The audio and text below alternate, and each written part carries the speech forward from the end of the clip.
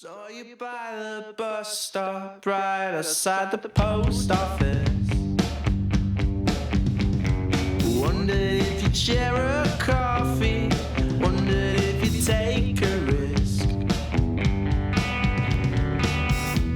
Before the winter came, you'd be all over it. Now you wasted all your money and you're asking me for tricks. Right guys, welcome to another video. On this video I just wanted to do a quick question and answer video. I've been on YouTube just over 2 years now, and some of the questions I've answered individually. Well, this is like a rounded off video of some questions that you guys have asked and some questions that I think that you would like to ask me. So I've got my little book here. This is my bushcraft book. I just keep ideas in here, just jot them down for future wild camps, that kind of thing. So without further ado, let's start with the first question. Was you ever in the armed forces? Short answer to that is no. I did apply for the RAF when I was in, 18, 19 kind of age, but I didn't reach the height that they had back in them days. They had a height limit. So yeah, never been in the armed forces. So how do I sharpen my knives? All my knives are straight out of the packet, so I don't actually sharpen them. When I've used my knife, I hone them. So I have 3 knives: the X-Toll, the Bowie knife, and the Grizzly Bushcraft, and I just hone them on a chef's steel. What got you into wild camping and the outdoor lifestyle? I've always been interested in the outdoors. I've always been interested in camping from a very early age, probably about 5 or 6. My dad made me my first tent and I used to camp in the garden. But I've always had like an affinity with nature. I've always been interested in it, and then wild animals, that kind of thing. Taking hedgehogs home and injured birds when I was a kid. So yeah, it's always been with me. If you want to know a little bit more about me personally, you could nip over to my website. There's always a link in the description to it, and there's a little bit of a bio on there about me and where it all came from. Where does your musical inspiration come from for your videos? Basically, years ago I used to play guitar. I've got a good ear for music and how things fit together. So if it's a dramatic video I'm making, then I'll put dramatic music with it. Sometimes I commission music from musicians. I did one once. It was an 8-minute tract. Told him what I want, usually poetic license, and it cost about 150 quid. Sometimes I'll use YouTubers as well that are musicians and ask them directly on their channel, can I use this music? I'll give you a little shout out, at the end. I'll put a splash screen in that the music was produced by you, and they get a link in the description as well. As is the case with this video that I'm making now. This is actually someone that I work with that has a band, and I asked him if I could use his music, and he went yes. This is the first track he's made, I think, as the band, with the band. So yeah, you can hear it in the background, and he'll get a little thing at the end, a little splash screen saying thank you for letting me use your music. How many video clips does it take to make an average video? For a video like this, it may take about 10 different clips. Obviously you've got the walk-in, the walk-out scenes, that kind of thing, and then any little things that I need to edit, I'll usually stop the camera and restart it. So for a larger video, probably a half-hour video, it could be up to 200 individual clips.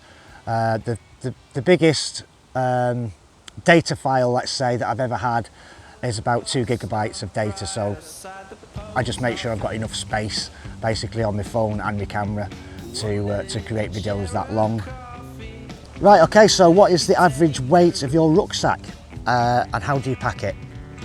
The average weight for just a day camp like this is probably 1 kilo or so, with camera gear, brewing up tattle sometimes, bottle of water, spare clothing, rain jacket, that kind of thing.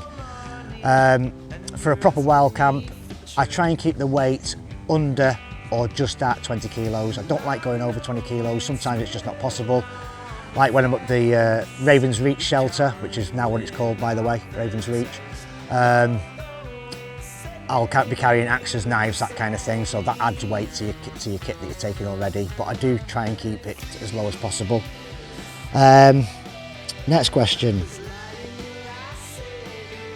How long did it take you to get your, second part of that question, sorry, how do I pack it? It's usually the first thing that I need out first, so it's like when you move house, the last thing is the first thing you need out, obviously the kettle, so you can have a brew at the other end. So yeah, if it's looking like it's going to rain, the tarp will be on the top, so I can get under cover and then work from that.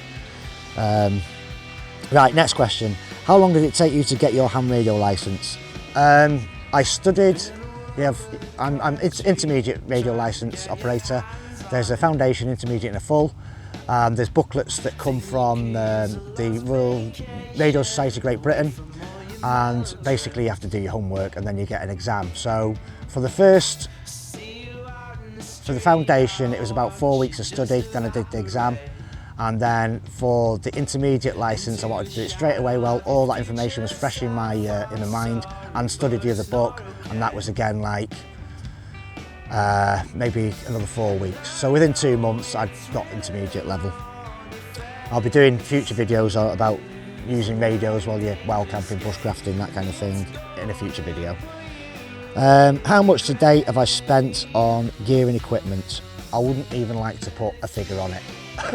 I would say at least a couple of thousand, not only with camping gear but also video equipment, tripods. You know, tripods, like I said on one of the videos, I've been through 4 of them now, so yeah, a lot of money I would imagine. I've bought things like tents and things like that, and it all costs money, and sometimes I give them away, sometimes discard them because it's not quite what I'm looking for. So yeah, I would imagine it's a couple of grand at least. What's the scariest experience I've had in the outdoors? I've not really had a scary experience. I've had a concerning experience where I was on some permission land once, and I'd let the estate know that was there, and all of a sudden I started hearing pepper shots from shotgun cartridges around me. So frantically in the estate just to double confirm that they know that I am here, and it turns out that the shooting party was in the wrong area.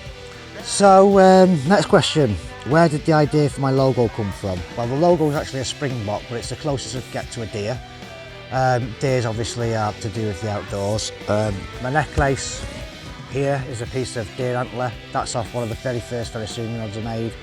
Obviously I use my handmade ferrocerium rod, the one that's called the donkey. That's got a piece of deer antler on it as well.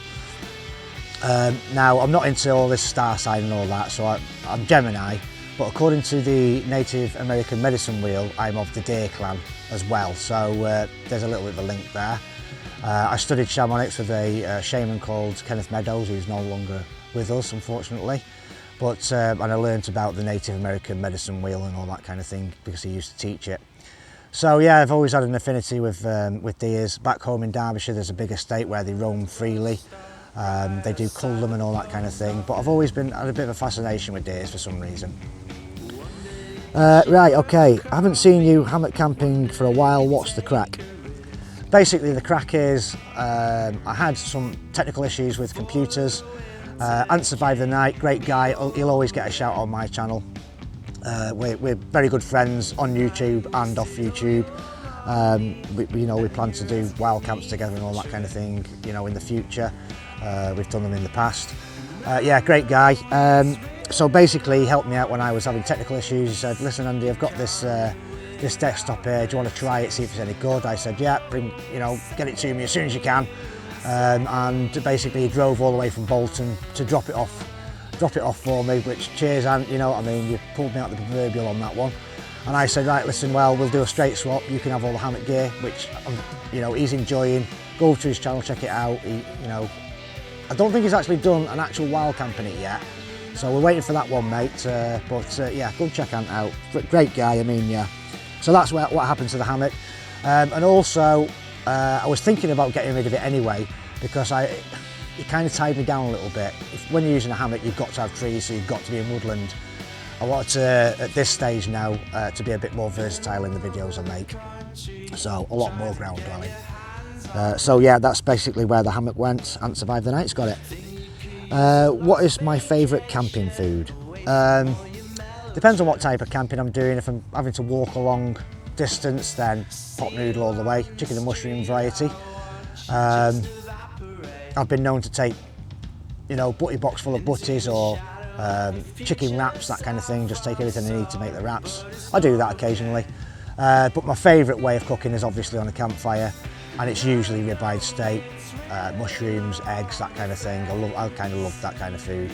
Yeah, occasionally I'll do rainbow trout, salmon, that kind of thing. So yeah, bushcraft cooking on a campfire, or you know, primitive cooking, primitive style cooking where you've just got a campfire and using the flame.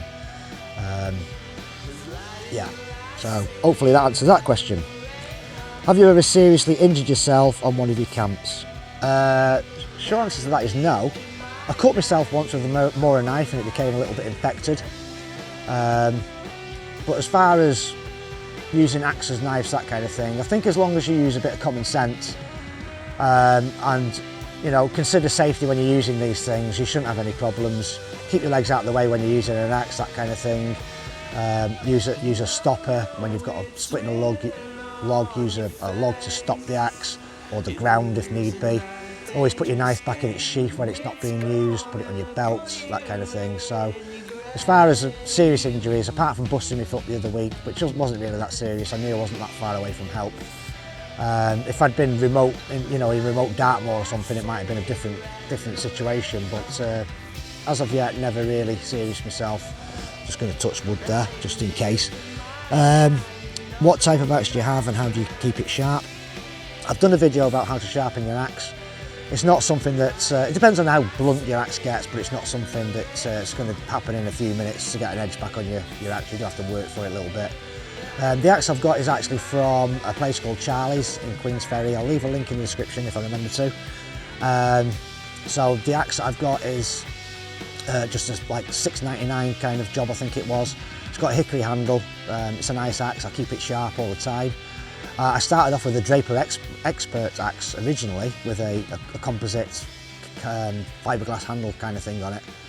Wasn't really bushcrafty. I wanted something with a little bit of wood on it, and obviously you can see that I've burnt my own logo into it. So yeah, that's just a cheap axe that I use, and I use a landscape hook. Links, if you go back through the videos that I've created, I'll put a link in the description as well. There's a little video I did about how to sharpen your axe. So that concludes all the questions, guys. I hope you found something out about me that you didn't already know. If you're first time visiting my channel, please consider subscribing. Just press the little icon, my dear logo down in the corner there. Don't forget to click the bell icon so you receive notifications every time you upload. So I'm going to wrap this video up there, guys. If you've got any further questions, I could do another one of these in say another 2 years or whatever. Leave links and comments. Leave comments in the description below. Leave me some questions and things. And I'll see you on the next one, guys. Thanks for tuning in.